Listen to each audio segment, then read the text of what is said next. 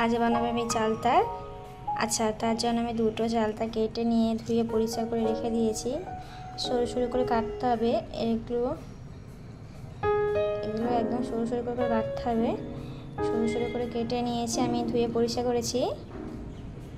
এবার একটা ভাজা মশলা রেডি করে নেব। কড়াইতে আমি জিরা মৌরি আর শুকনো লঙ্কা ভাজতে দিয়েছি। একটু ভাজা হয়ে গেলে এটা মিক্সিতে গুঁড়ো করে নেব।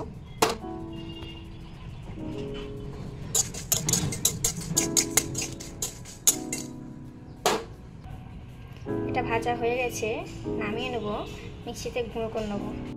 গুঁড়ো করে নিয়েছি আমি। এমন আধা আধা করে গুঁড়ো করতে হবে, বেশি মিহি করতে হবে না।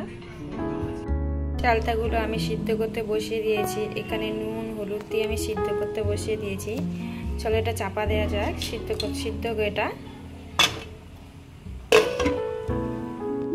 করতে বসিয়ে দিয়েছি। কতটা সিদ্ধ হয়েছে দেখি।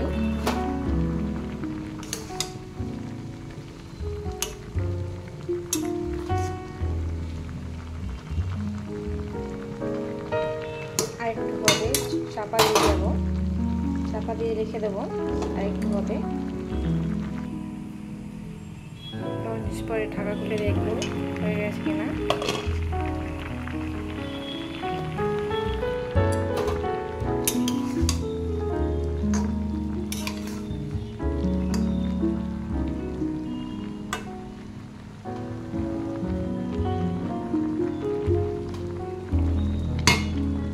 হয়ে গেছে, এটা নামিয়ে নেবো।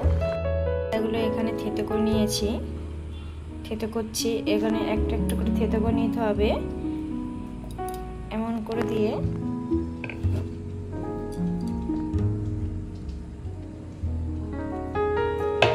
এরকম করে থেতো করে নিতে হবে। দেখো, চলো সবগুলো থেতো করা না যাক। তো হয়ে গেছে। একটা একটা করতে আমি থেতো করলে এর ভিতরে নুন ঝাল ঢুকবে। খেতে হয়ে গেছে। কড়াইতে আমি তেল দিয়ে দিয়েছি। দিয়ে দেবো 5 ফোড়ন,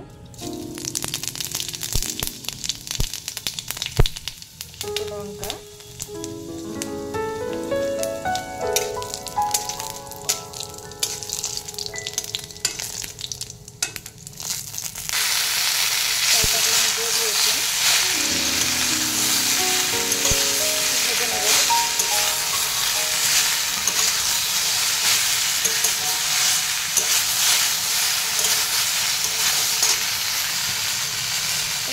হলুদ নুন দিয়ে ভেজে নেবো একটু ড্রাই করে।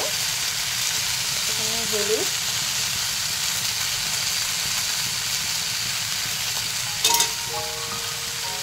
দিয়ে দেবো, আর দিয়ে দেবো লবণ। চলো এটা ভেজে নিই।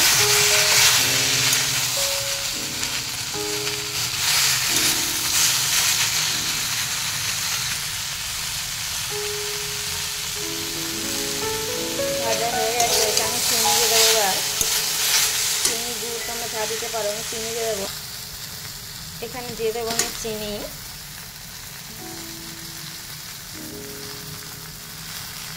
দিয়ে চিনিটা দিয়ে আমি একটু নাড়তে থাকবো।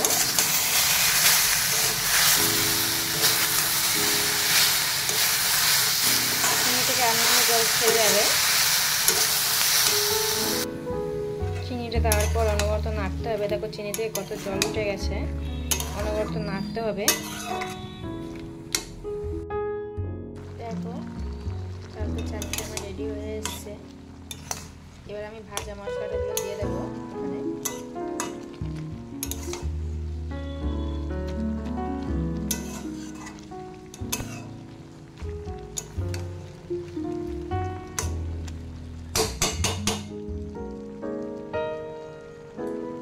এখানে সেই ভাজা মশলাগুলো আমি দিয়ে দেবো এবার।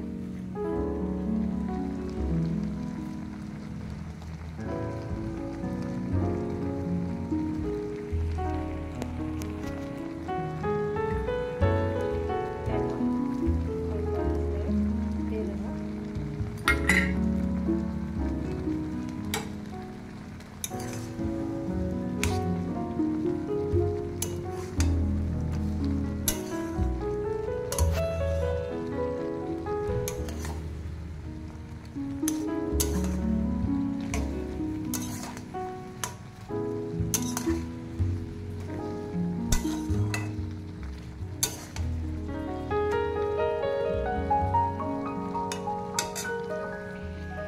গেছে, এটা আমি নামিয়ে নেবো এবার। চলো এটা নামানো যাক। হয়ে গেছে আমার চালতার চাটনিটা। কেমন লাগলো একটু জানাবেন। সবাইকে জানাই অনেক অনেক ভালোবাসা। ভিডিওটা যদি ভালো লাগে একটু লাইক কমেন্ট করে দেবেন, শেয়ার করে দেবেন। সবাই ভালো থেকো, সুস্থ থেকো, আবার দেখা হচ্ছে কাল।